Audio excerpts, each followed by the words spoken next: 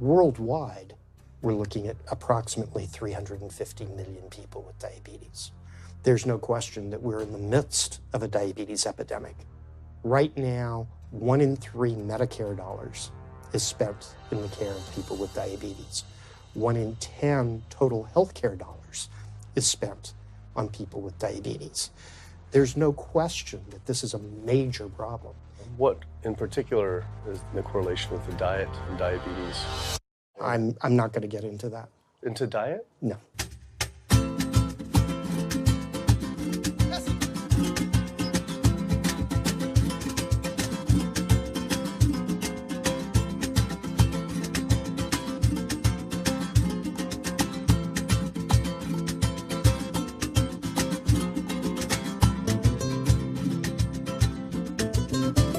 My name's Kip. I'm a filmmaker from San Francisco and I have a confession to make. I'm a recovering hypochondriac.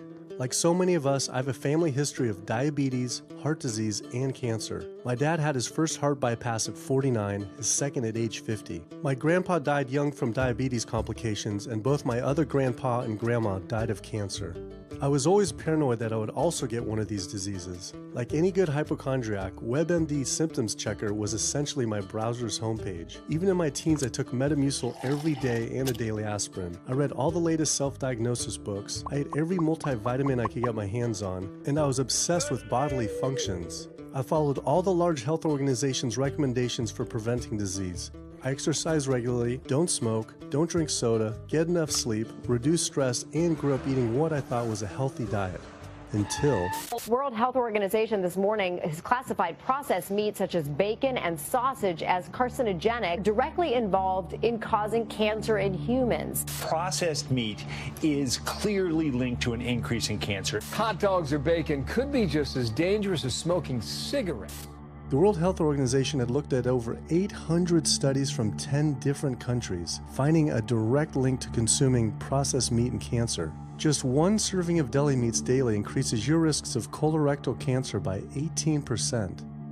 I had no idea that what we ate affected cancer rates, but I never felt like I had eaten a lot of processed meats until I realized that processed meat includes hot dogs, bacon, sausage, salami, ham, pepperoni, cold cuts, and deli slices, basically everything I grew up eating. The World Health Organization classifies processed meat as a Group 1 carcinogen, the same group as cigarettes, asbestos, and plutonium, and classifies red meat as a Group 2 carcinogen. Was this like I had essentially been smoking my entire childhood? If processed meats are labeled the same as cigarettes, how is it even legal for kids to be eating this way? I thought this was new information, but many of these studies have been around for 50 years. I couldn't believe I'd been eating processed meats virtually my entire life and was just now finding out how dangerous they are. Why hadn't I been hearing about it from the American Cancer Society, the largest cancer group in the nation? When I went on their website, I was shocked to see that none of this information was featured on their homepage. But even more shocking, on their Eat Healthy page, they actually encouraged eating Group 1 carcinogenic foods like processed turkey and canned meats. This is after the World Health Organization reviewed over 800 studies definitively linking processed meat to cancer. Thank you for calling your American Cancer Society. My name is Sam. I'm a cancer information specialist. How may I help you today? Hi, I was calling because I was wondering why you all recommend people to eat processed meat on your website, which the World Health Organization has classified as a Group 1 carcinogen, which is in the same class as tobacco smoking, asbestos, and plutonium. This would be like a lung association having a how to roll your own cigarette section on their website. It's kind of the same thing. But let me just place you on a brief hold because He wasn't able to answer my questions and said someone would get back with me. I had always been concerned about cancer because both my grandma and grandpa died of cancer. I wondered if things would have been different had they known the link between diet and this terrible disease. In the US, 1 out of every 4 deaths is from cancer. Oh, sweet. American Cancer Society rep confirmed an interview this week.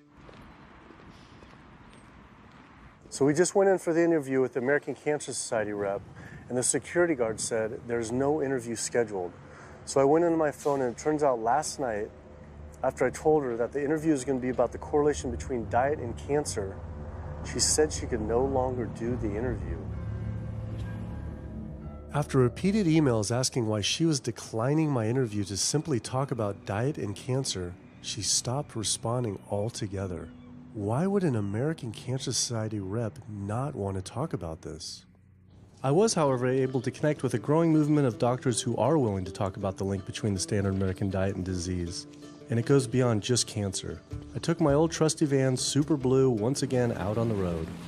2/3 of adults are now overweight or obese, and we have an epidemic cascade of debilitating disease that's overcoming the country. There's no way we can sustain the current style of care with the epidemic that we're creating with our diet and lifestyle choices. The diabetes, the arthritis, the heart disease, the dementia, the obesity, the cancers are affecting about 70% of deaths. All the data is that those 70% of deaths and morbidity are largely lifestyle related and preventable. Most kids by age 10 in the U.S. already have fatty streaks in their arteries, the first stage of atherosclerosis leading to heart attacks, strokes. Here in American medicine, we operate from the disease model. We are in the business of treating sick people. We are not in the business of trying to prevent people from becoming sick. When you look at chronic disease risk, all the things that we walk around worrying about, actually dietary choices trump smoking when it comes to those risks. If I could deliver one message to the researchers who are looking for the cause of diabetes and the cause of clogged arteries and the cause of high blood pressure and the cause of obesity, I would tell them the answer's in 3 words. It's the food. It's what Americans are eating. Today, with 2/3 of Americans being overweight, clearly there's a food issue. In the next 25 years, 1 out of every 3 Americans will have diabetes. My name's Michael Abdallah. I'm from Atlanta, Georgia, and unfortunately I was diagnosed about 10 years ago with diabetes, and 8 years ago I had 2 stents put in. I don't know where to go, I don't know what to do, you're just like out of options and you don't know what to do. You're taking medicine, you listen to this doctor, and the cardiologist says take this, and the endocrinologist says take that, then your general practitioner doctor says you don't know what's going on here. And it's a real challenging thing, and it's something that you don't want to get. You just don't want to get it. Government and media almost exclusively blame lack of exercise and sugary foods as a cause of diabetes. But I wanted to talk with an actual expert on the role of diet and diabetes. I went to speak with premier physician, diabetes expert, and researcher, Dr. Neil Barnard. What role does sugar play in causing diabetes? It drives me crazy.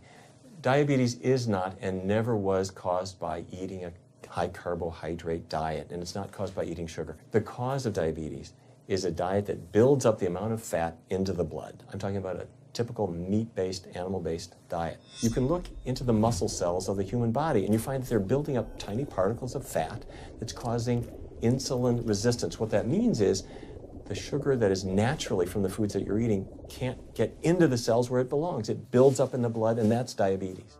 I had never heard that meat was associated with causing diabetes. We had always been told that sugar or obesity caused it. Renowned weight loss bariatric surgeon Dr. Garth Davis, though, agreed. Everyone thinks that you get diabetic because of carbs. They did a huge study in that EPIC study, 500,000 people. Carbs consumption was inversely related with diabetes. In other words, the more carbs someone ate, the less diabetes they had. But meat was strongly correlated. Get that aha moment. The starches, the carbs are good for you.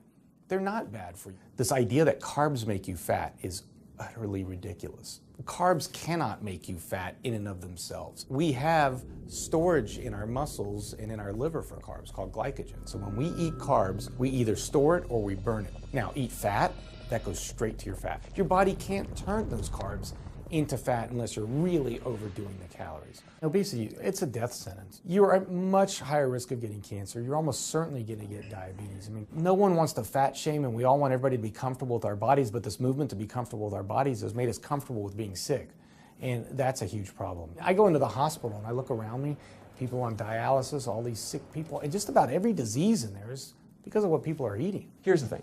If I eat a sugary cookie, The sugar lures you in like the Trojan horse, but waiting inside that cookie is a huge load of butter or shortening, and that's what fattens you up, and that's the part that leads to the diabetes. It's the fatty foods, not really so much the sugar. It's not that sugar is good for you. There's no nutrients in it. It's excess calories. But when you eat sugar, you don't get inflammation right away. When you eat sugar, you're not getting plaques forming in your vessels. When you're eating sugar, your body's going to store most of it as glycogen or burn it as calories. And so this focus on sugar has taken all the focus off meat, dairy, eggs, pork, turkey, chicken. People need to understand, if their child gets diabetes, you've just taken 19 years off their lifespan. We're talking life and death. I realized there was so much more about diet and disease that I hadn't ever learned. It felt as if this information had been practically withheld. Processed meat causes cancer. Sugar doesn't cause diabetes. I had doubt about the claims these doctors were making, so I did some searching on my own. Harvard researchers looked at 9 prospective studies finding that just one serving of processed meat per day increased risk of developing diabetes by 51%. The link between eating meat and developing diabetes became undeniable. But when I went on the leading diabetes organization's website, the American Diabetes Association, not only did they not have this information front and center, they were featuring recipes for red and processed meat. And on their recipes for healthy living, they had bacon-wrapped shrimp? What the hell? All right, send an email to American Diabetes Association, see if they'll get back to us. As destructive as diabetes is, it pales in comparison to heart disease. Over 17 million people die every year from cardiovascular disease. It is the leading cause of death around the world. Nearly 1 out of every 3 people will die from this disease. The amount of people who die from cardiovascular disease is the equivalent of 4 jumbo jets crashing every single hour, every single day, every single year. My name is Amy Resnick, and I'm from Swampscott, Massachusetts, a little bit north of Boston. And I recently went to my doctor for asthma because I had a very hard time breathing. And while there, she did some blood work, and one of the tests was C-reactive protein, and on a scale there was a scale of 1 to 3, 1 being low for cardiac event, 3 being high for cardiac event, and my number was 10.82. What does that mean? That means I am on the road for a heart attack, and she said probably within the next 30 days. 30 days? 30 days, if I'm going the way I was going. I take this for my heart arrhythmia, take this for pain, oxycodone for pain, and lorazepam for stress, cyclobenzaprine for muscle relaxer, also take Topamax and Prozac, and I also use a CPAP machine to help me breathe, and my asthma has been so bad this past year, I use it during the day as well to get some air. I am tired when I wake up. I'm tired during the day. I take a nap. I'm still tired. I can't breathe. And I know I need to make a change for my health, or else I'm not going to be here for my family. When we speak of heart disease, I would say the role of alcohol is pretty small. The role of sugar is very small too. Smoking is big, but the good news is that most people have quit or never did smoke. The problem with animal-based diet, its contribution to heart disease is huge and it is pervasive. All this expensive imaging, procedures, bypasses, medication, none of which has one solitary single thing to do with the causation of the illness. So you die of a completely benign foodborne illness that never had its causation treated.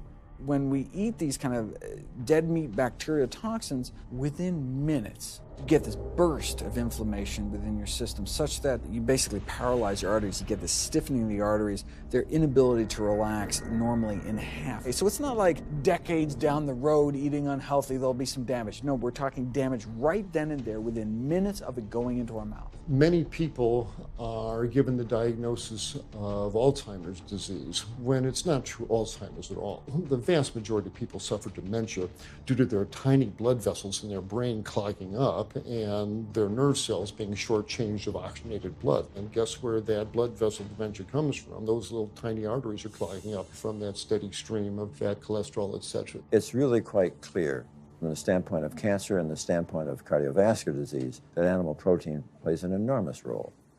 Is chicken better? It's a question of whether you want to be shot or hung.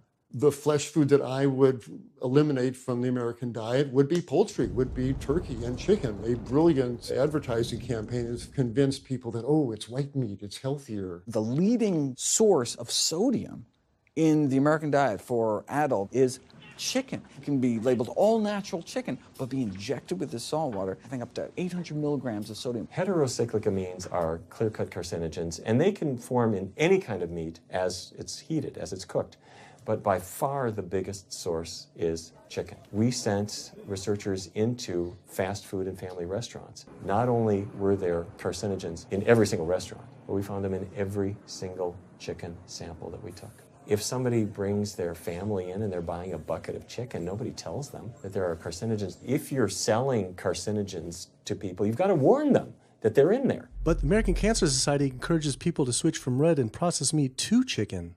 Why would the American Cancer Society tell people to switch from eating one carcinogenic food to another when a Harvard University study showed that men with prostate cancer who eat large amounts of chicken increased their risk of the disease progressing 4 times? The number one dietary source in America of cholesterol is chicken because of the volume of chicken. You know, chicken's become grilled chicken and organic chicken. It's machismo, but it has nearly as much cholesterol per gram as red beef. So just on sheer volume, it's the number one source. Yeah, eggs being close behind.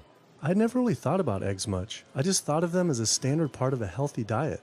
But then I found a study suggesting that eating just 1 egg a day can be as bad as smoking 5 cigarettes per day for life expectancy.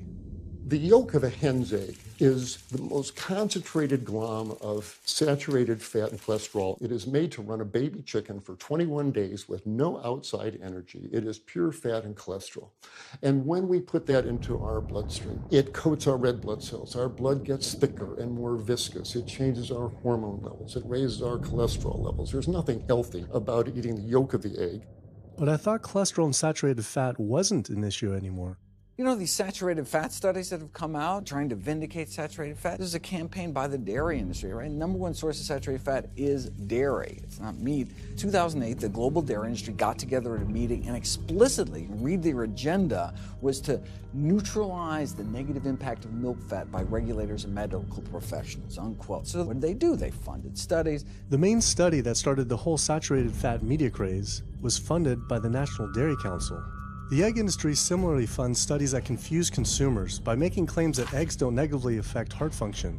That is, only when compared to eating a McDonald's sausage McMuffin? So what they're really saying is that eating eggs is just as bad as eating a McMuffin.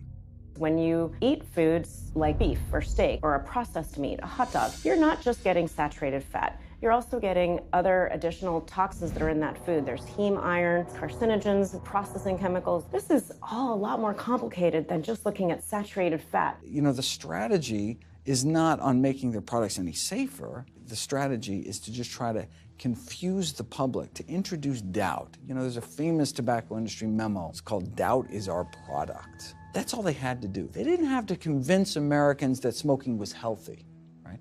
They just had to introduce doubt. Then they would win. If there's just enough controversy, people kind of throw up their hands, I don't know what to eat. Confusion is their game. I really don't think people thought what they ate led to heart disease. They think, oh, it's genetic, my parents had it. I don't think people really think that what they ate led to diabetes. I think, oh, my parents had it, I was going to get it. And certainly cancer, they don't think that way.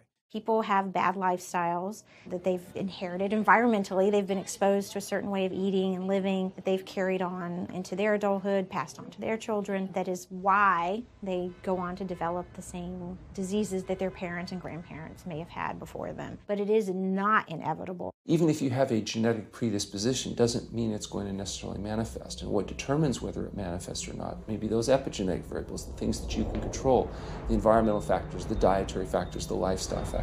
So we can actually change the expression of genes, tumor-suppressing genes, tumor-activating genes, by what we eat, what we put into our body. So, you know, even if you've been dealt a bad genetic deck, you can still reshuffle it with diet. I had always thought that I would develop heart disease at a young age because both my dad and grandpa had heart attacks. I was taught that they were genetic, but their heart attacks probably had less to do with genes and more to do with their diets high in meat. That's why when I went on the American Heart Association's Heart Healthy Recipes page, I could not believe they had an entire section on beef recipes. This was just like the American Cancer Society encouraging eating Group 1 carcinogens on their site. Meatloaf, pork loin, steak on your recipe list? Are you kidding me? It's like this menu is trying to give people heart attacks. Your website, and we noticed Heart Healthy Recipes, and we were kind of bewildered by why there's a bunch of recipes on, a whole section on beef recipes, and there's also a section on egg recipes when there's such a strong link between beef, red meat, and heart disease. I honestly don't know because I don't do that, I guess. That's not what I do. Another organization rep that wasn't able to answer my questions, but he said that he'd have someone get in touch shortly. I was, however, able to talk to the president of the American College of Cardiology, Dr. Kim Williams. So the American College of Cardiology is a 47,000 member and growing organization with a dedicated mission to reduce heart disease and to improve patients' lives. And if you look at the incidence of hypertension and diabetes and mortality in men, they actually get reduced as you go higher and higher in terms of how much you restrict animal products. What about fish? So fish is a little different. You've got the 4 worries, which is PCBs, mercury, saturated fat, and cholesterol.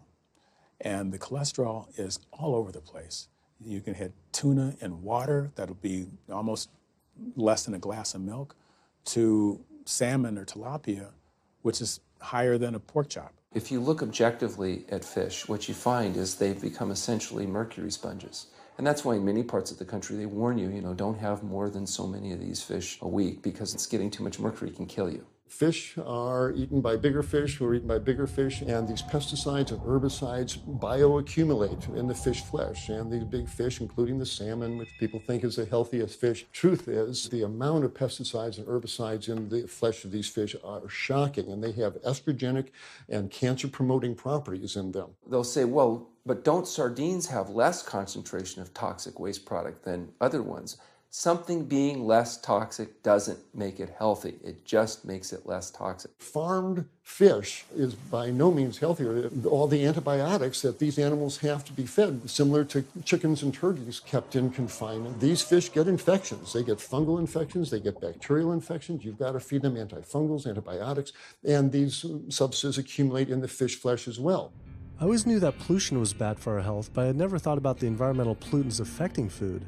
Dioxins, being the most toxic man-made chemicals known to science, cause all sorts of things. They cause endometriosis, they cause cancers, they cause endocrine disruption problems. Most of your exposure, 93% of it, comes from eating meat and dairy products because it climbs up in the food chain so effectively. So you can get exposed to living near these incinerators and breathing it, but it'll take you 14 years to breathe in as much dioxin as a cow will ingest by eating the grass in one day. And that dioxin will accumulate in its fat, which includes the milk and the meat, and anyone eating meat or dairy products is going to get that dose of dioxin, so it climbs up the food chain every step. Men have no way in their bodies to get rid of dioxins, but women have 2 ways. They're both involving having a baby.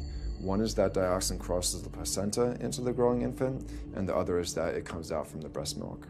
So if you have a meat and dairy consuming mother breastfeeding that infant, then the highest impacts of toxic exposure like mercury and dioxins will go to that infant. Pregnant women are told, oh, certain types of fish should be avoided. But what about all these other animal products which are introducing, imagine as the fetus is developing, introducing these very harmful toxins which create reproductive abnormalities, developmental problems, and hormonal issues right as the child is developing, the most critical stage of development. It does make you worry when people say, don't you want to have a little bit of milk because you're pregnant? Don't you want to have some fish because you're pregnant? Who do you think is going to get the chemicals that are in that? All these environmental toxins and toxins from the feed that they're being fed accumulate in their tissues and are released into the mother and unfortunately to the child when you eat these products when you're pregnant. So this includes antibiotics, hormones, steroids in animal feed. Commercial animals are largely fed GMO corn and soy, which are very laden in pesticides. PCBs have been banned since the 70s, but they persist in the environment. Dioxins, all of these compounds can create hormonal, reproductive, developmental damage as well. Eating organic beef, poultry, pork, or fish will not help you avoid contaminants like mercury, like dioxins, like strontium-90, because they fall out over all sorts of farm fields and water bodies, and they don't skip over the organic fields. And so really the contaminants are coming in regardless of how these animals are raised.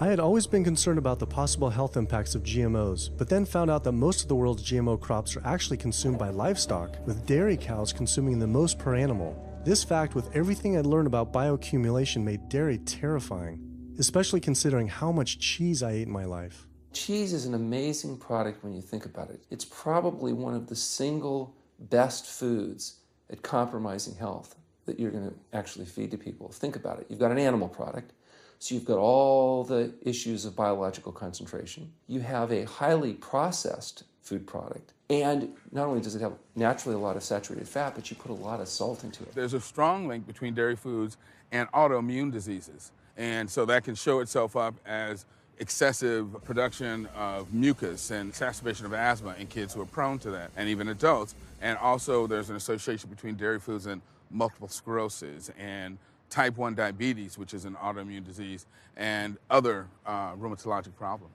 Cow's milk is baby calf growth fluid. That's what the stuff is. There's absolutely no child or human on earth who actually needs the milk of a cow any more than they need the milk of a giraffe or a mouse. Most people in the world are lactose intolerant. I mean, that's the normal state of affairs. Why would your body create this enzyme to digest lactose after weaning, after infancy? It doesn't make any sense. 73% of African Americans are lactose intolerant, 95% of Asians, roughly 70% of Native Americans, and about 53% of Hispanic Americans are lactose intolerant. Our government is encouraging Americans of color to eat foods that it knows is going to make them ill. Ultimately, what that boils down to is the government is telling me as an African American to eat food that's going to make me ill for no health benefit so that it will benefit dairy farmers as a form of institutionalized racism. Yeah, milk is a risky food for human consumption. As a pediatrician, I see on a daily basis children suffering from conditions that are linked or associated to dairy consumption, such as eczema, acne, constipation, acid reflux, iron deficiency, anemia. Cow's milk protein is the most allergenic food. People think, well, no, I want hormone-free, not injected with bovine growth hormone. But milk is this hormonal fluid, so it's just packed with sex hormones and natural sex steroid hormones like estrogen, progesterone. In fact, doesn't matter if it's conventional milk, doesn't matter if it's organic milk. Milk without hormones, that's an oxymoron. Organic dairy has just as much saturated fat and cholesterol and galactose and all the things that you don't want as conventional dairy. Dairy products in general have a lot of other products associated with it, not the least of which is pus. I mean, they actually have laws limiting how much pus you can actually have in a milk and still sell it. I believe it's like 750,000 pus cells per cc. Because, I mean, you wouldn't want too much pus and it would be like pure pus. People might object. In fact, you could think of cheese as kind of coagulated cow pus, if you would. But I was always told that we need milk for strong bones. I'm Jane Chapman, and not too long ago, finally got some x-rays of the hips and back. Severe bilateral osteoarthritis of the hips.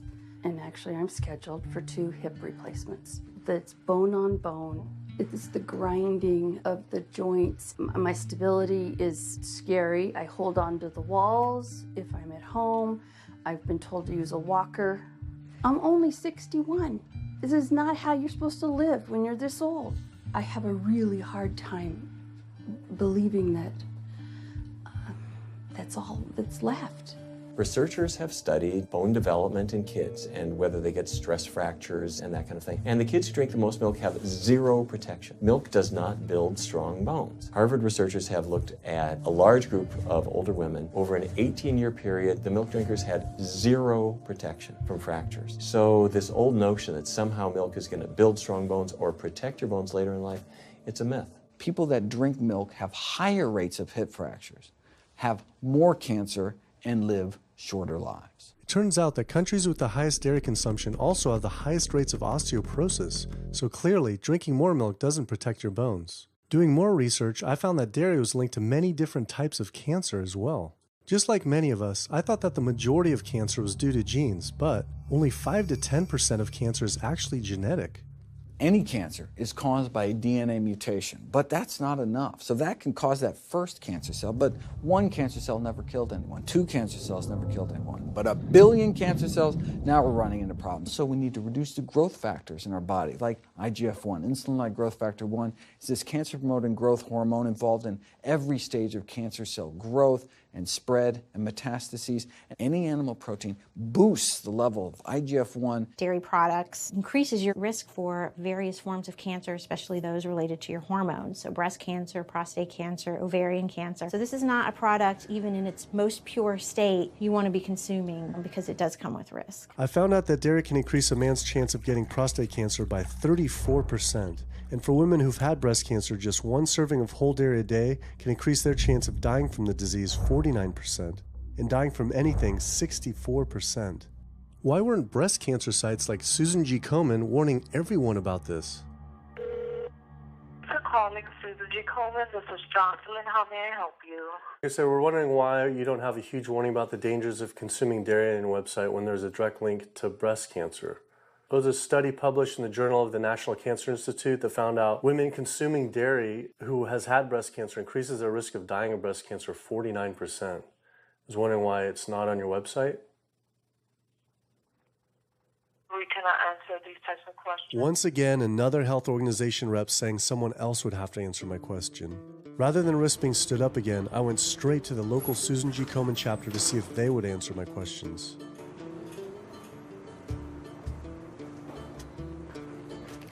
They didn't want to answer my questions in person either, and told us to stop filming, but promised they would connect me to the national office directly. Susan G. Komen's Pink Ribbon campaign had done a lot to raise awareness for breast cancer, although it was confusing to see pink ribbons on dairy yogurt containers. Breast cancer can be prevented with a healthy diet and lifestyle, but we're not. We're talking about pink ribbons and putting all the money into research for the cure. I, for one, know that I would want my daughter, my mother, me, I want to focus on not getting to that point, and that's where I would like to see more energy and effort put. I had been a hardcore cheeseaholic virtually my entire life, despite the risks, but like so many others, I seem to have been addicted to it. It turns out that the casein protein, that's the main protein in dairy products, and particularly in cheese, it breaks apart in the human digestion to create what are called casomorphins, casein-derived, morphine-like compounds that go to the brain, and they attach to the very same receptor that heroin attaches to.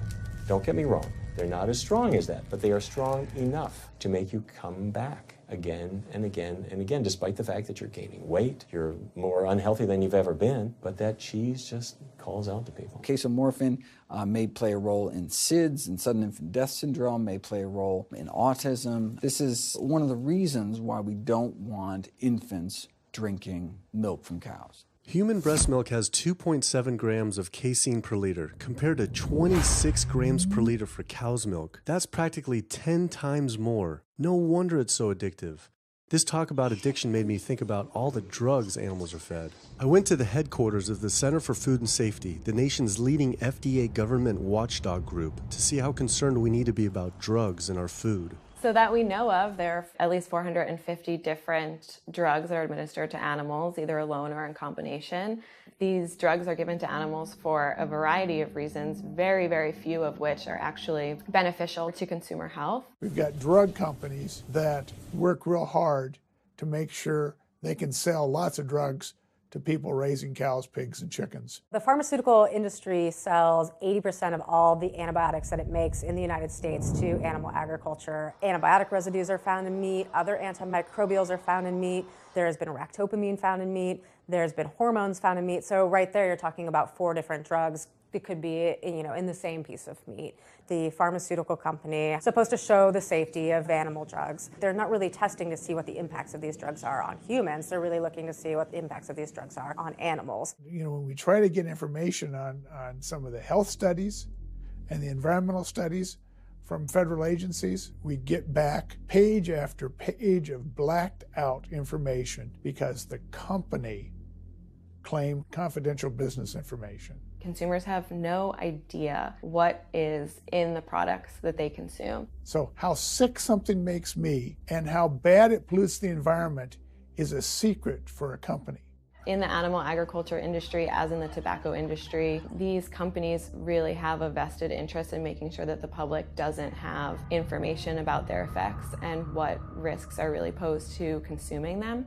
Have this system where animals are living in their own waste, they're living next to animals that are sick or even dead, and they're stuck in cages with these animals, that bacteria tends to spread, so that the pathogens that are being created in these filthy conditions are breeding resistance to antibiotics, and the public are becoming exposed to those. We already have people dying from salmonella and other things that you eat. We're having about 3,000 people die every year in the United States. That's more than the number of people that were killed in 9/11 in the Twin Towers in New York.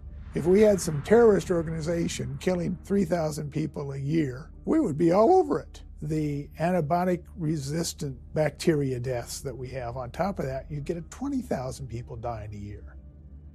That's 7 9/11s every year. Can you imagine if that many people were being killed by some terrorist group in the United States every year? We would find them. You know, the World Health Organization has said we're nearing a post-antibiotic era in medicine. You'll be at risk in minor surgeries to have a fatal infection. You'll be at risk going to the dentist if you have a tooth extracted. Or it'll be like Civil War medicine. You get an infection in your leg and you cut your leg off. So you have this very dangerous situation. By crowding these animals in, they become a perfect engine for generating a new flu virus that can come out into the community. If you lived near a swine spray field, not even the CAFO, but the waste disposal field, you were 3 times more likely to have a MRSA infection.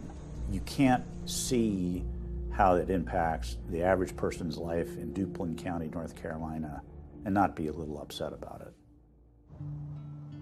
From an environmental standpoint, from a community standpoint, from all other aspects, North Carolina, we're in a state of emergency. We've already had bouts of swine flu, or H1N1 as they prefer to refer to it. That particular swine flu incident was originated on a farm here in North Carolina. There's approximately the same number of hogs in North Carolina as there are people. Between 8 to 10 times the amount of feces is produced by a hog, an adult hog, as compared to an adult human. 10 million pigs in North Carolina produce the waste equal to 100 million humans. This is the equivalent of the entire U.S. eastern seaboard flushing their toilets into North Carolina. But there is no waste treatment. The pigs' waste falls through slats in the floors of the sheds they are forced to live in. It is then pumped into giant waste pits, which leach into rivers and streams, and is pumped out unfiltered onto fields, further polluting the environment and neighboring health.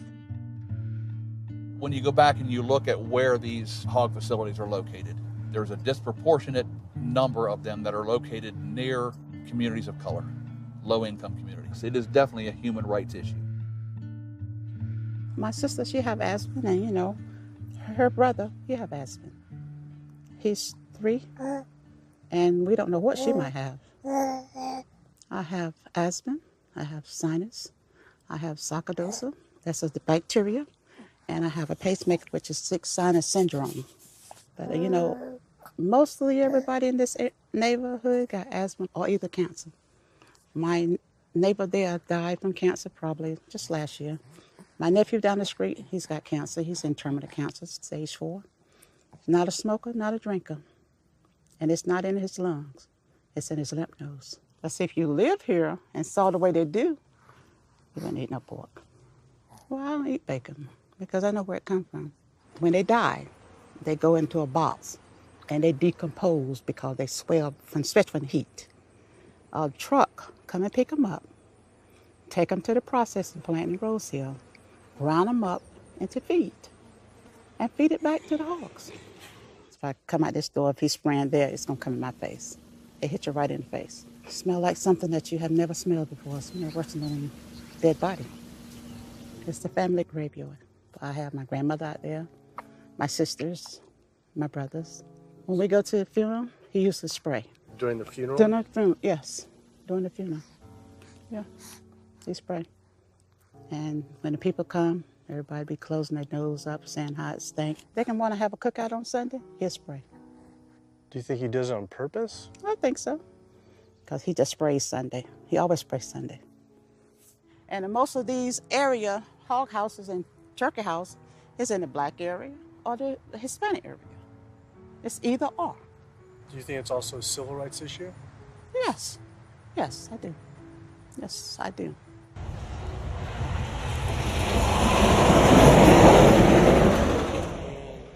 There have been times in the past that I have gotten ready on the Sunday, gotten ready to go to church and come out, and the smell was so strong that I had to go back and regroup because it got in my clothes and I just couldn't go to church smelling like hogs, you know. I just couldn't do it. So I don't think the government cares. They care more about cooperation than do people, individuals. And they're going to keep on. They're going to put more chickens in this state. This is the feast season. You're in capital of the world right here in North Carolina. My state. Look, there's a blue line stream right here come into my property almost, and the Contentney Creek right here. I've seen that blue line stream now filled with feces and urine from that hog pen, and they can say, well, we feed the world. They're not interested in feeding the world. They're interested in making money. You take the money away from them, they'll let the folks starve. Because if you want to feed the world, you can feed the world with more corn, using corn and wheat and stuff like that, and you can meat. Meat is a luxury item. When we're doing things that hurt other people, we're wrong. But a lot of good people will sit there and eat bacon knowing that it's causing someone else to be very unhappy. I woke up the next morning to find the Burden River had experienced another massive fish kill from the pollution running off hog farms. Tens of thousands of fish were washing up on shore. All this talk about health, I realized that I was only focused on personal health. But health started to mean so much more to me. It was about health of my family and our communities. I couldn't under good conscience support an industry that I knew was harming others. Pollution from animal agriculture isn't just an issue in North Carolina, though.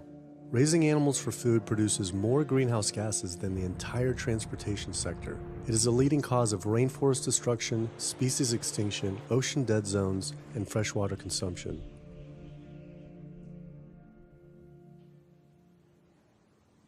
American Diabetes Association actually finally got back, and they agreed to an interview. Preparing for their American Diabetes Association interview, I took a look at their diabetes diet and meal plan recommendations, and they were loaded with foods associated with causing diabetes. How could they expect people not to get diabetes if this was the food they were recommending? And then, I saw multiple peer-reviewed studies published on the National Institute of Health website showing that a low-fat, plant-based diet was more than twice as powerful at controlling and even reversing diabetes than the ADA recommended diet that included meat and dairy. Well, the mission of the American Diabetes Association is to identify a prevention and a cure for diabetes, but in the meantime, to improve the lives of all people who are affected by diabetes.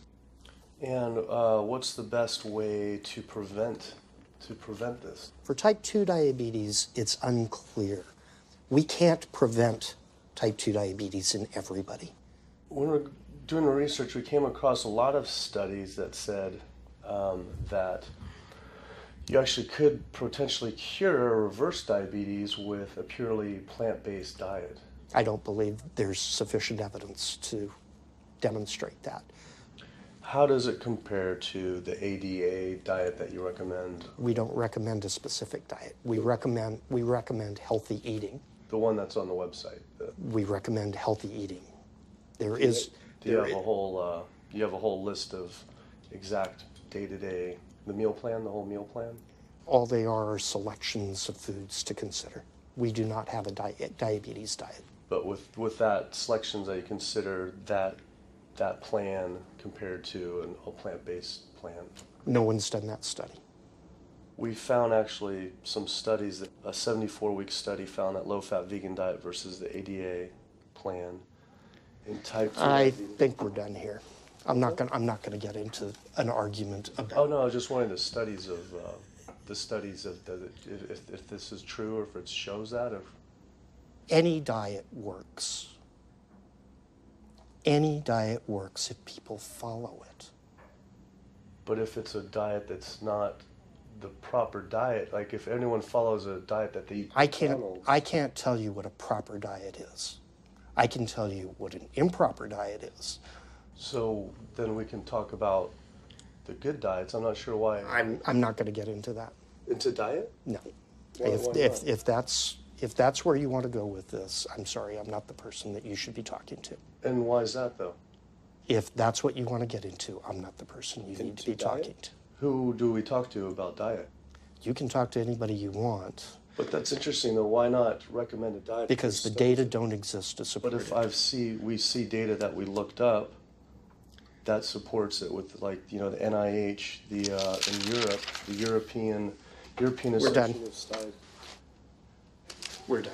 I'm sorry. I'm not going to get into that argument with you. No, it's not an argument. I'm not going to get into the argument. Why is it an argument? It's just talking about in European study of diabetes and other places that have studies, why... There are lots of studies. Why is it even an argument? There are lots of studies in the literature, many of which have never been replicated or, frankly, are wrong. That's why we do peer review, okay? The European Association of Study of Diabetes has been peer reviewed? Or I don't know what study you're referring to, and in the absence of being able to see that study, I'm not going to comment. I could show it to you. I'm sorry, I don't have the time for that. I just don't understand why it's an argument, though. Okay.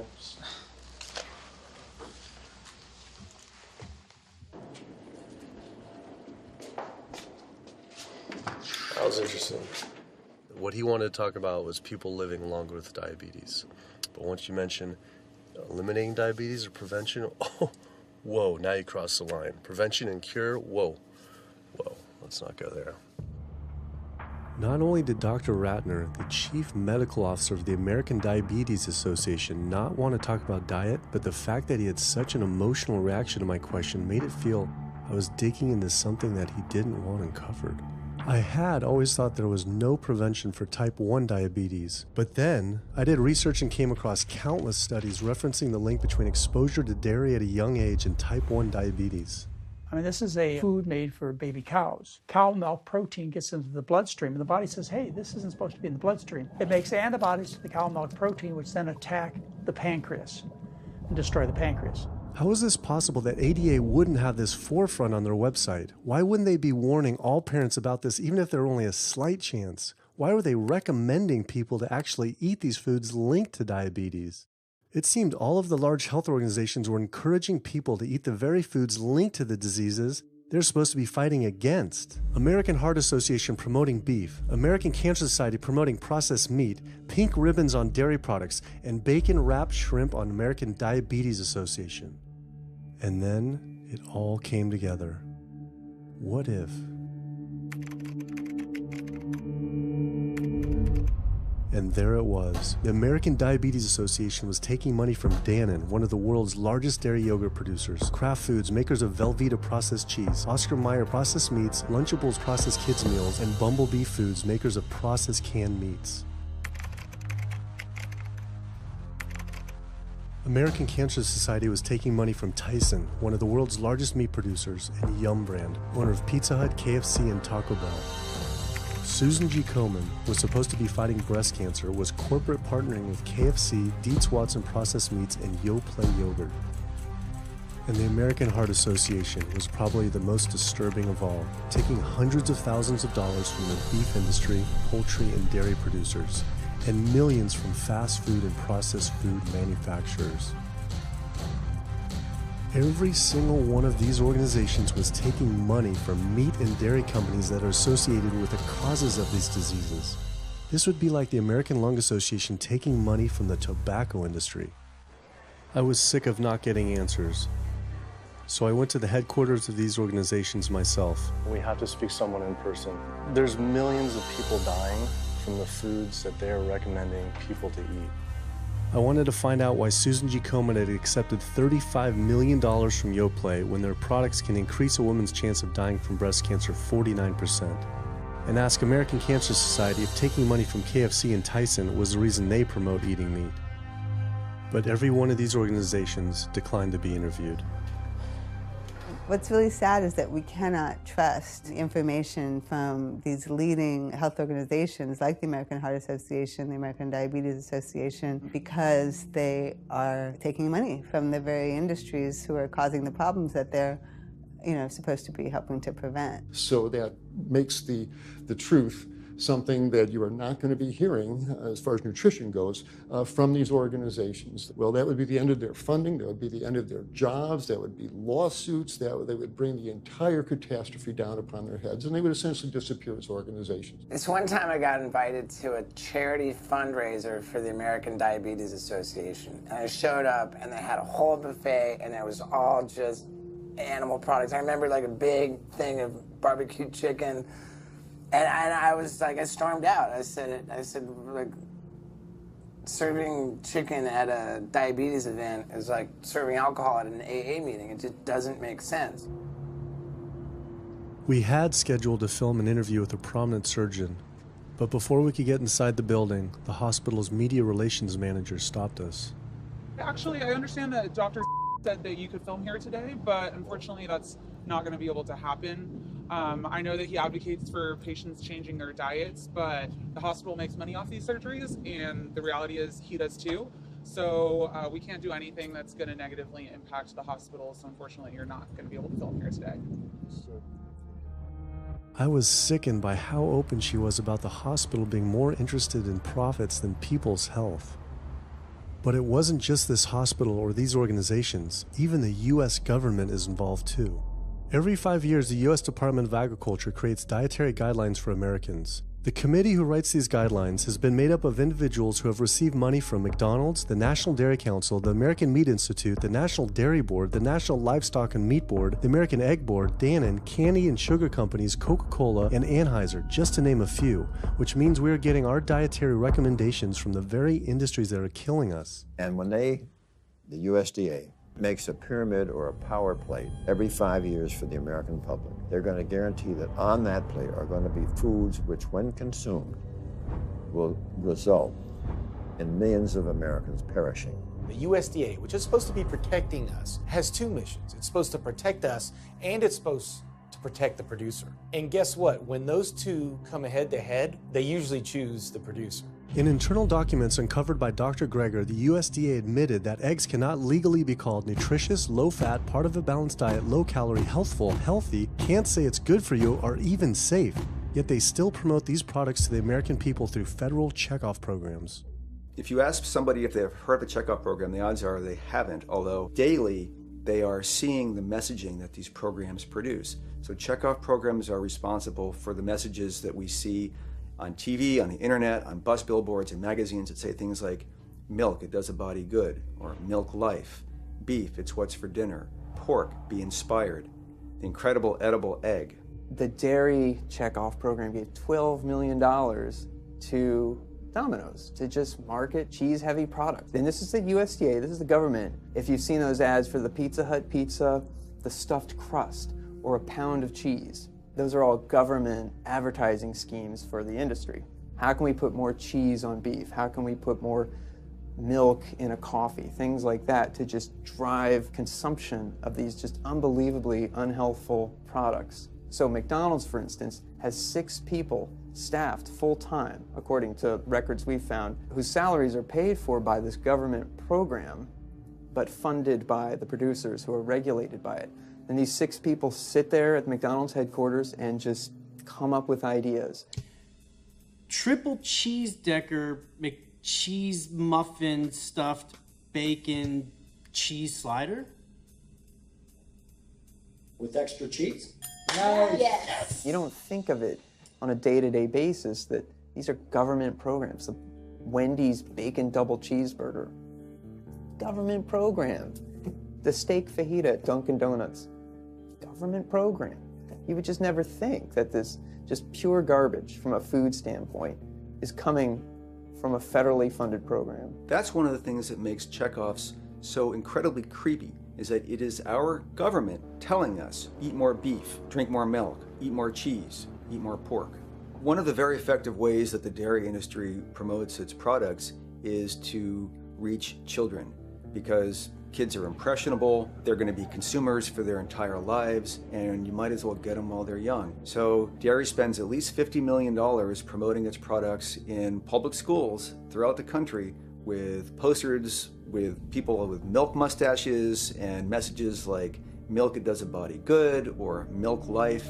Targeting young people, right? The tobacco industry had to keep replacing their customers who are dying with new customers. The meat industry knows they have to target young people. That's why we have these foods in schools and marketing messages at a younger and younger age for kids to get hooked on all the wrong kinds of foods. So there's all kinds of parallels. School districts where processed meats are all over the place. Maybe it's going to be bacon on the menu, sausage, hot dogs, or pepperoni pizza. Any of those things are processed meats, and those are pretty much the worst of the worst with a direct link to colon cancer. And yet you have every day in the schools meal items with processed meats. If the Surgeon General puts warning labels on tobacco because of their cancer risk, why aren't the same warning labels on meat?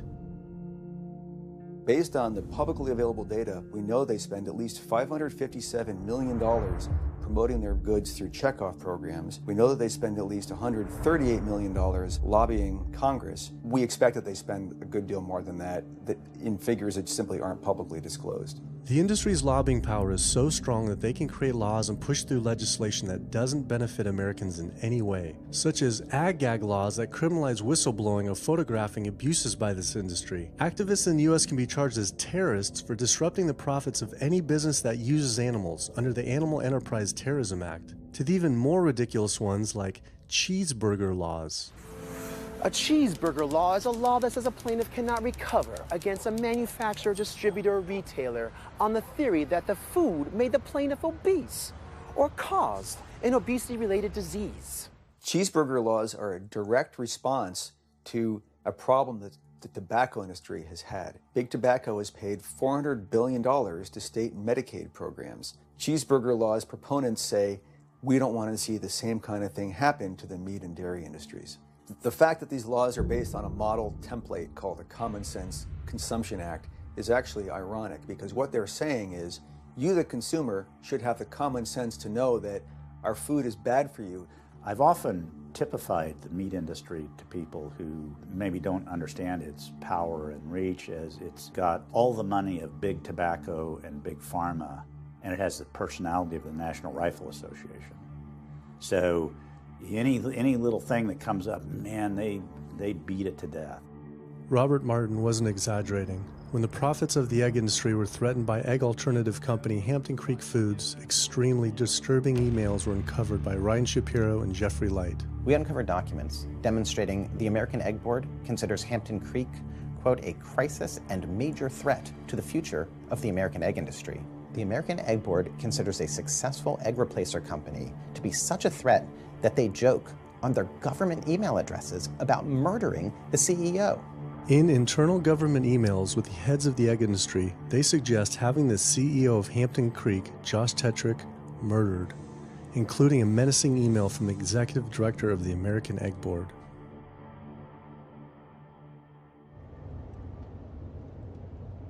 The meat producers don't have to pay for the heart disease or the environmental destruction or any of the other externalities, as economists call them, that their products cause. You know, then there's the whole pharmaceutical aspect of it, and the fact that there's a very strong pharmaceutical industry and lobby that has a huge stake in preserving the status quo. And these chronic diseases, these are the cash cows of the pharmaceutical industry. You have a $5 billion stent industry. Do they ever want to see that go away? We've got a $35 billion statin drug industry. Do they ever want to see that go away? I'm talking about the pharmaceutical industry effectively controls what doctors are told. Most research isn't put into prevention, it's put into the medication that we might use for that particular disease. I'm on 2 different high blood pressure medicines, 6 asthma type medicines, even after 4 years of shots. And then another medicine to help take care of side effects from some of those medicines. I'm on high-level antidepressants, a couple of different pain meds for my back and hips. I'm taking about 16 drugs, not counting the insulin in the morning.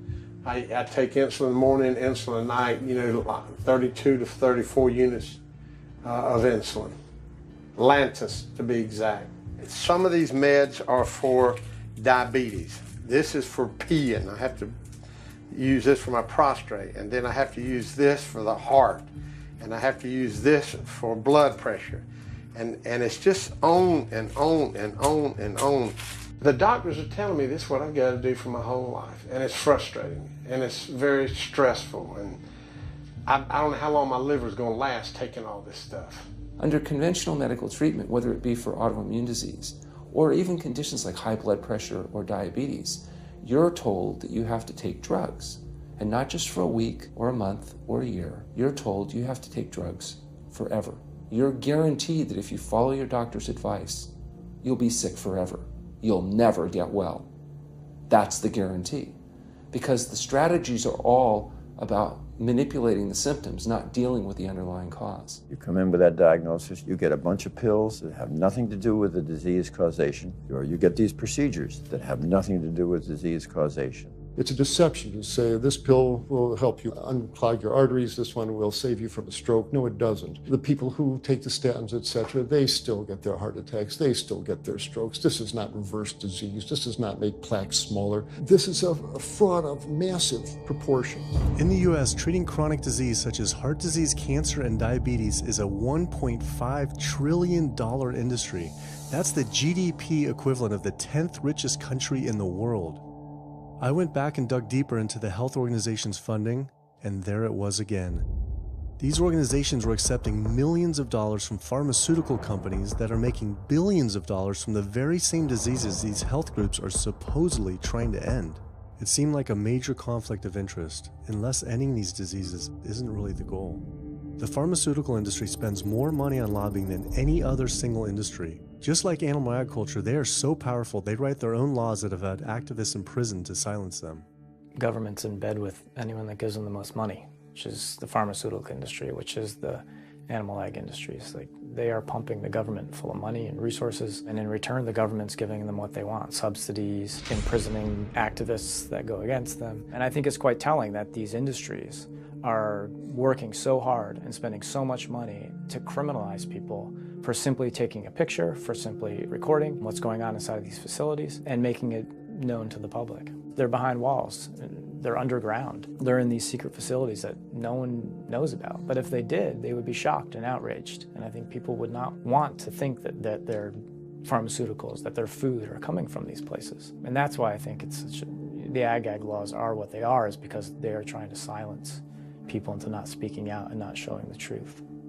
I finally realized how deep the collusion truly is between government and these industries, and how dangerous it could be to expose them. These concerns intensified after meeting the USDA whistleblower who revealed mad cow disease in the U.S. meat supply. USDA operates like the military. So when I got on TV and that, right away USDA sent out memos to all the veterinarians and food inspectors. If anybody from the media ever contacts you, do not talk to them. Refer them to Washington, D.C., and we will talk to them. So right away, shut up everybody.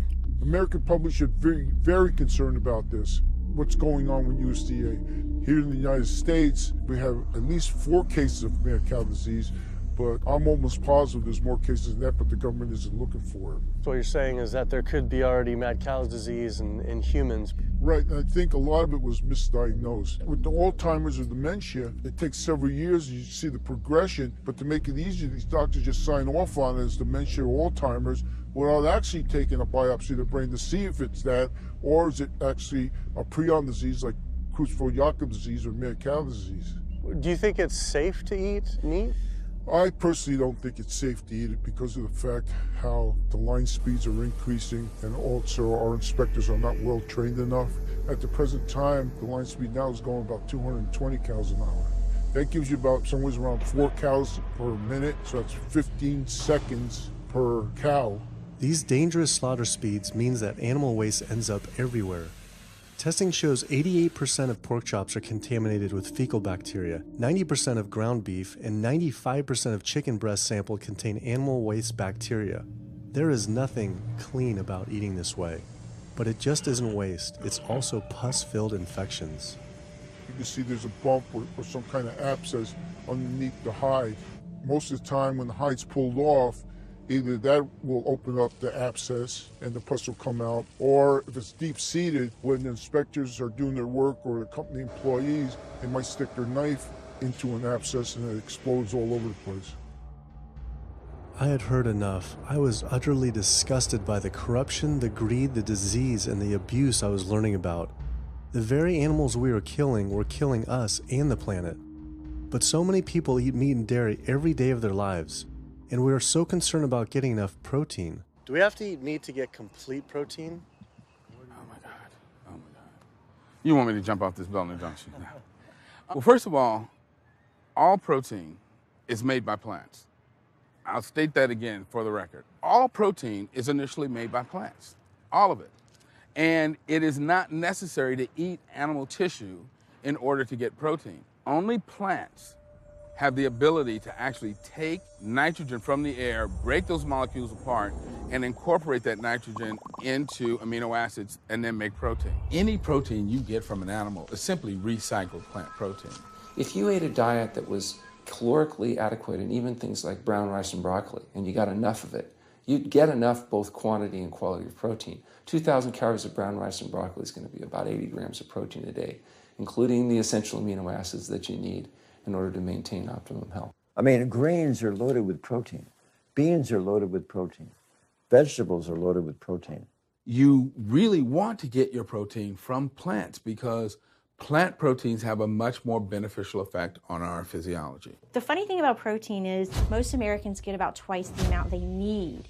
Most Americans get less than half the amount of fiber they need. But the conversation tends to always be about protein. So in my mind, it's just this magical marketing campaign that protein has taken on over the decades. The question is not where do you get your protein, it's where do you get your fiber?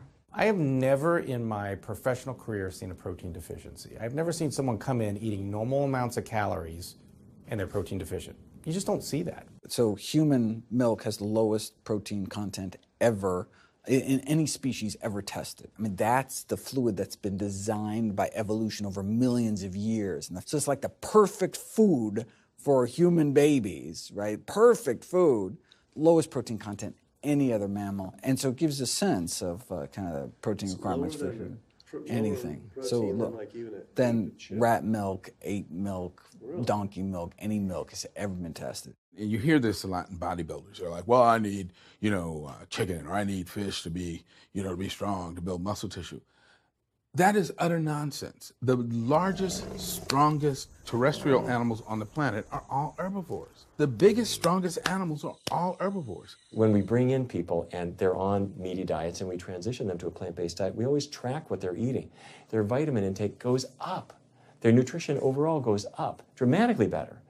And these same people might worry in advance, will I get the nutrition that I need on a plant-based diet? The fact is, you're not getting the nutrition you need on a meat-based diet, and you're going to get dramatically better nutrition on a plant-based diet. For an average-sized guy like myself, I need about 56 grams of protein a day. That's optimum. Probably I really need 30 to 40 grams a day. Diets that are really high in these protein create diabetes, create heart disease, create cancer, create the diseases that I'm treating on a daily basis. But this is the opposite of what all the high-protein diet fads say. The food you eat determines the bacteria that live in your gut.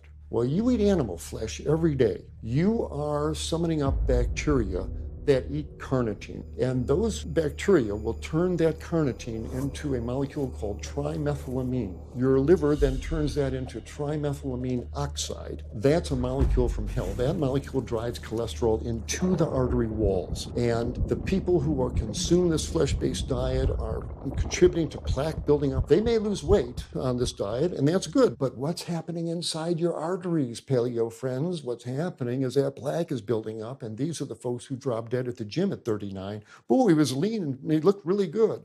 But where is that cholesterol going? It's going into your artery walls.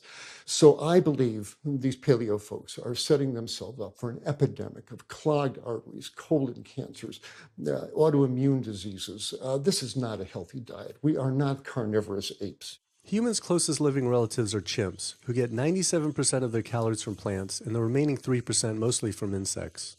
Comparing the anatomy of true omnivores like bears, who eat both meat and plants, to frugivores like primates, who eat almost exclusively plants, the differences are pretty clear. Frugivore teeth have flat molars for chewing plants, where omnivore teeth are serrated for stabbing and tearing flesh. Frugivore jaws can move forward and back and side to side. Omnivore jaws cannot. Omnivores have much stronger stomach acid for digesting meat compared to less acidic stomach acid of frugivores. The intestines of frugivores is 9 times their body length compared to 3 times for omnivores. This is because meat will putrefy in the gut unless it is moved through quickly. If humans were indeed true omnivores, we would need to change our physiology and appearance quite a lot. But we fit every requirement of a frugivore. We may behave like omnivores, but anatomically, we're frugivores. Human beings, unlike bears and raccoons, and to some extent dogs, don't have that mixed anatomy and physiology that you see in the true omnivores, and thus we are not true omnivores. In humans, the canines have become really small and rounded and actually function like accessory incisors. They're utterly useless for ripping and tearing anything other than an envelope. So the idea that the mere presence of the canine somehow means that we're supposed to eat meat is silly. He was right. I always thought my canines were for meat, but what kind of animal could I actually kill and eat raw with these tiny teeth? The thought alone was disgusting. I mean, everybody loves a smoothie made with fruit and even some vegetables, but if you think about putting a fish or a piece of beef in a blender and grinding it up, the thought is absolutely repulsive. All these diseases I had learned about were from eating a diet our body wasn't designed for. What would happen if we started eating a diet our body actually was designed for? The data is crystal clear that you can stop and reverse heart disease with plant-based diets.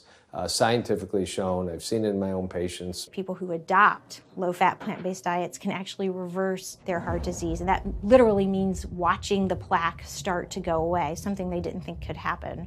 My experience with patients is, and those studies show, that when people adopt a fully plant-based diet, their cholesterol levels plummet within a few days. And if you do blood tests in a couple of weeks, you'll see dramatic improvements. Yes, your numbers are going to look great within a week or two. Your cholesterol can come crashing down. In fact, if you're on medications, your doctor may have to pull off your blood pressure medication so your blood pressure don't drop too low because it can work too good. Like that, the side effect is not having to take drugs. In a groundbreaking study published by Dr. Esselstyn following patients suffering from cardiovascular disease, 99.4% were able to avoid major cardiac events by going plant-based. Because it's not just heart disease. It's hypertension, it's diabetes, it's strokes, it's heart attacks, it's several of the autoimmune diseases, lupus, asthma, GERD, osteoporosis. I mean, there's a multitude of diseases, even rheumatoid arthritis. It can be so dramatic when you see these poor souls with just absolutely crippled with rheumatoid arthritis go plant-based, then they come off their medication. I wanted to follow up with Jane Chapman, who had been suffering from severe osteoarthritis, and I could not believe what I saw after only a few weeks of fasting and changing her diet. So it's so amazing to see like this a few weeks later. I know. From going from the walker, needing wheelchair assistance at the airport, to strolling down the street, enjoying the fresh air, the sunshine. 2 weeks. It's all it took, 2 weeks to get off all the meds and start to feel the inflammation just kind of drain out of the body, where the movement was much easier. Just a lot of healing occurred very, very rapidly just by doing the right things for your body. When you're treating diseases with drugs, you know, there's one drug you take for cholesterol, a different class of drugs you take for high blood pressure, different class of drugs you take for diabetes. But with diet, a plant-based diet affects all these diseases, one diet to kind of rule them all. The impacts of eating this way go far beyond ourselves. By getting rid of heart disease alone, we would save up to $48 trillion in the USA, 3 times the US GDP. Conditions like high blood pressure, you don't have to take the drugs the rest of your life and be sick forever. What you can do is live in such a way that it gives the body a chance to heal itself. We took 174 consecutive patients with high blood pressure, and 174 people were able to lower their blood pressure enough to eliminate the need for medication. For inflammatory bowel disease like Crohn's, the best remission rates ever achieved through a plant-based diet. MS, multiple sclerosis, the best results ever achieved compared to any medical, surgical, any kind of intervention was a plant-based diet. You can see that with every sequential reduction in animal products, people live longer, they have less heart disease, they have less cancer, they have less diabetes. You can actually take human cancer cells, you put them in a petri dish, and you can drip the blood of those eating vegan, get about 72% suppression in human prostate cancer cell growth in vitro. They wanted to try this again with women and breast cancer. So they said, let's see what a plant-based diet can do. After just 2 weeks, their bodies cleaned up. You drop their blood on the same carpet of cancer cells. You can clear off the whole plate. This is after just 2 weeks eating healthy, which raises the question, what kind of blood do we want in our bodies? My background is in industrial and systems engineering, and that was my career path for a long time until I got thyroid cancer, and everything changed from there. I decided that I wanted to try alternative methods and treatments rather than have surgery and have my thyroid removed, which meant I'd be on medication forever, and I didn't want that. I just started reading how a plant-based diet can heal the body, and it has worked for so many people. So I immediately just switched to a completely whole food plant-based diet. After a year, the cancer was completely gone, and my thyroid had shrunk to normal size, and I was completely free of that. This was tough to believe. Couldn't this all just be from eating healthier though, like no sugar? Turns out Dr. Walter Kempner from Duke University back in the 1940s was reversing some of our worst killer diseases with diet alone. And the diet he was using was not only strictly plant-based, but it was made up of white rice, fruit, and table sugar. And he was reversing diabetes, he was reversing malignant hypertension, reversing heart disease, the diabetic complications, reversing diabetic blindness. So these people basically had death sentences, went to him, and were given basically sugar, this horrible diet, but it was strictly plant-based. If this information had been around since the 1940s, why don't all doctors know this? We're not taught about the power of food in medical school. No one is taught that the changes that we make with our diet are probably the single most powerful thing we can do to determine our destiny. It trumps our genetics. Why isn't your doctor telling this? Odds are your doctor never learned any of this. In fact, there was even a bill introduced just mandating physicians get 7 hours nutrition training every couple years, just to kind of stay on top of it. And who came out against that? The California Medical Association. Even the family physicians, the surgeons, all the mainstream medical groups came out opposed. It's 7 hours. That's a lot, even if it's over 1 4-year period. So they're not just kind of neutral, but they're actually actively opposing nutrition education. Ironically, when patients come to doctors with questions, they assume that the doctor knows something about nutrition, and so it's kind of a double whammy that doctors haven't been taught much about nutrition. Why don't we hear about this from dietitians when nutrition is their entire specialty? Turns out the American Nutrition and Dietetics Association puts out nutrition fact sheets written by the industries themselves. The industries pay $20,000 per fact sheet and explicitly take part in writing them.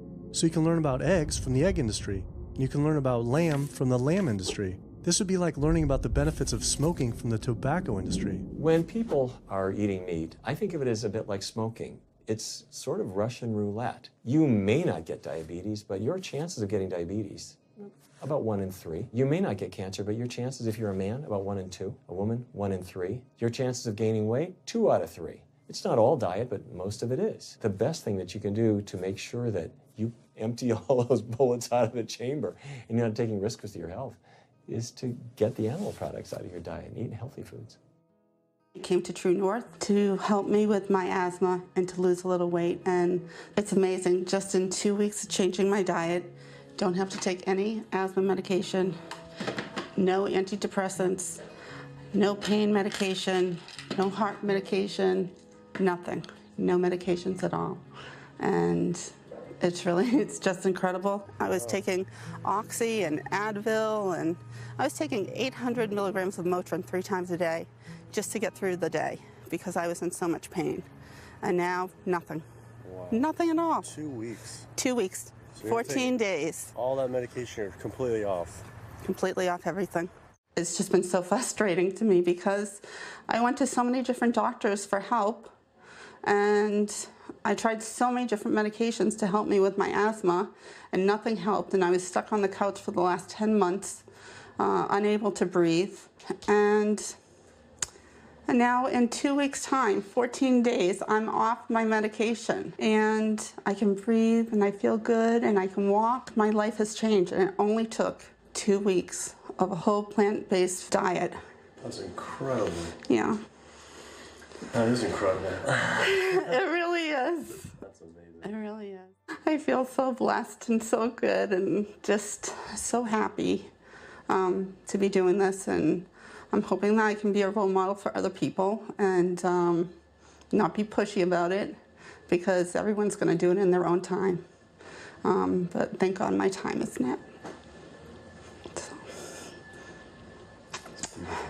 Thanks. Thanks. As powerful as Amy's story was, I knew for some, eating 100% plant-based would still seem extreme. I think there's this sense that everything's okay in moderation, right? But we haven't seen that moderation works. There really isn't a study that shows that by eating meat and eggs in moderation, you can actually turn your heart disease around and get better. But I know people who've given up meat and they felt sick. Yeah, it's unlikely that anybody's symptoms are caused by a dead, decaying flesh deficiency. The lack of highly processed animal food products in the diet is not going to be associated with the causal factor about why they're sick. There is going to be a reason why they're not feeling well, but that's not going to be one of them. So I've had people go vegan, and they come back to me and they're like, I'm hypothyroid, and my doctor says I'm hypothyroid because plant-based diet makes you hypothyroid. I'm like, so what does your doctor tell all his meat eaters that are hypothyroid? What's an animal flesh or dairy that you can't get in plant-based? Cholesterol, heterocyclic amines, E. coli. You know, if you think about it, there is nothing in an animal-based diet that you can't get in healthier form somewhere else. The only other vitamin is vitamin B12. It's not made by plants, not made by animals either, made by little microbes that blanket the earth. So because the way we live in our sanitized world, unless you're eating bacteria-contaminated foods, we need to get a source of B12 from somewhere. So the healthiest, cheapest, safest source is to get a vitamin B12 fortified food or vitamin B12 supplement, not to get it from meat and dairy. What about people who say they have to eat meat for their blood type or their genes? I mean, it's like I need meat because I'm a Capricorn, or I need meat because I have an A+ blood. I mean, it's like, what do you say? No one has to eat meat. I mean, there's no vitamin, mineral, nutrient that you can't get from non-animal sources. Valentine's Day, I decided to go vegan and give up all meat, which was never in my thoughts in a million years, but I've heard so much success from people that are vegan. And so I gave up all animal products whatsoever. I've lost 29 pounds. I've been able to cut my meds in half. I've been able to cut my insulin in half. And now I'm going for the moon. I'm going to cut it all out. In the last 6 weeks, we've just had 3 grandchildren. And my ugly face is going to be around to see them graduate from high school and college. I'm going to be here. My mission is to let everybody know you do not have to suffer from diabetes and cancer and heart disease because someone in your family had it or because the doctors are telling you this is what's going to happen. You can take charge of your health and have a positive outcome just like I did. The reason I'm so committed to this is, my grandmother had diabetes, and I didn't know what I know now about healing the body. And if I did, I feel like she could have lived at least a few years longer. And so it's in her honor that I do what I do. Because I could save someone else's grandmother, aunt, uncle, father from that.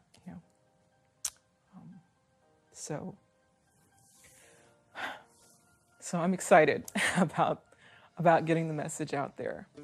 There's a common belief that eating plant-based is expensive. Not at all. It can be done in a very inexpensive way where you buy foods that are in season and you shop in the bulk bins, and that saves a lot of money. You can eliminate a lot of your expenses on your grocery bill by not buying meat and dairy because those things are expensive. Our meal plan for a family of 4 is $25 per person in the family.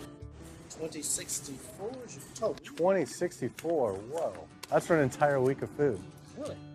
An exploding movement of elite athletes are utilizing vegan diets to heal injuries, speed recovery times, and enhance their performance. Before I was vegan, I was only bench pressing 315 like 5 times. Then after going vegan, I was doing 400, 425, 465, and I was like, oh my God, this is amazing. I'm vegan and I'm bench pressing 465 pounds. This is ridiculous. And as soon as I went vegan, tendinitis started disappearing. My strength in my right arm started coming back. High blood pressure was going down. You can't be strong and be dying on the inside. That's not strong. That's weak. That's really weak because yeah, you look big and strong on the outside. Yeah, big man. No, but your heart's crying for help on the inside. You're dying.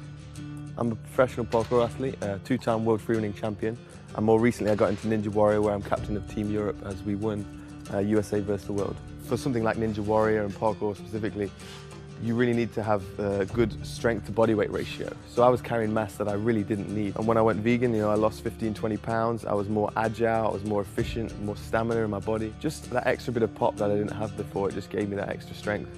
So this is a very vibrant way to live. It can enhance you as an athlete. For me, 100% better athlete than I was before. It unlocked a whole new chapter of my training. The science is there, the health is there, the athletes are there proving that you don't need to eat dead animals to be strong, to be healthy. I started working out when I was 47 years old. All the muscles you see, I gained as vegan. I gained 15 pounds of muscles on my body, eating all plant-based vegan foods. All the aches and pains in my body, it just went away. Because I'm not ingesting so many inflaming foods, the acidic foods that animal products are. Gorillas, rhinos, and elephants, they all get their muscles and strength from eating plants. That's what I do. I travel all around the world for my surfing, and I've always been able to eat vegan. I feel like if you want something, you can make it happen. I just don't make any excuses. I would never not be vegan now that I know all the benefits and now that I know how it feels to be vegan. Every aspect of my life has been improved by adopting this lifestyle. I feel better, I perform better athletically, I sleep better, my energy with my kids is better, my focus at work is better, everything is better. My skin cleared up, kept myself trim for 9 years now doing this. All I can tell you is that I felt and I continue to feel better than I ever felt before.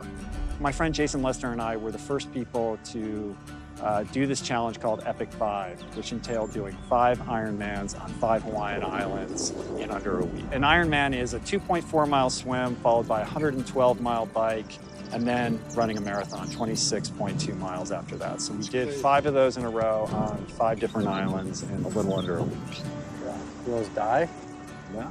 Didn't die. So I guess the famous question, where did you get your protein in there? From plants. Like so many people, I was looking for excuses not to change my diet. But once I finally did, I felt liberated. Within days, I could feel the blood running through my veins with a new vitality. Within weeks, I felt a transformation throughout my entire body and mind. Not only could I survive on a purely plant-based vegan diet, I could thrive. I felt amazing. I competed in my first marathon in 6 years, training half the amount and beat my personal record by 23 minutes. Less than a month later, I did my first full Ironman. Although I could possibly get away with eating a little bit of meat and dairy without ill effects to my personal health, I could no longer willingly support an industry I knew was causing so much suffering to communities, families, and all life on the planet. A whole new world opened up. I felt whole again, connected to a greater sense of what true health is, and where true health doesn't end with me, but begins with us. If people adopted a plant-based diet, the changes we would see in our individual health, in our national health situation, and in this physical environmental world we live in would be so profound. I mean, today, you can say, I'm not going to eat that stuff anymore. It's one thing that I can do myself personally to make a difference. It will give you a greater sense of well-being and happiness when you know that, one, you're not destroying your health every time you sit down to eat, you're not promoting cruelty, and you're not damaging the earth. I don't want my gains to be at the detriment of the planet of other things. And yet I'm not weaker, I'm stronger. That's the beauty of it. When you're altruistic, when you make choices for the greater good of others, it comes around, benefits me as well. It benefits us all. Studies show that we can not only survive, but we can thrive. I just feel this is a great way to live, not harming other beings when we can be healthy and happier. I love it. It's a great life. I never thought that I could feel this good at this age, and I just want everybody to feel this way. I feel like a 20-year-old. I'm almost 50. Nothing tastes as good as healthy feels, basically. And so the choices that we make every single day, day in and day out, around our food, has the capacity to bring us true health and optimal wellness, not just individually, but collectively, as a species and for our planet. We're not going to live forever, but while we are alive, we can live well. And for me as a doctor, that's what I want to see. Where there's a will, there is a way. And I believe that.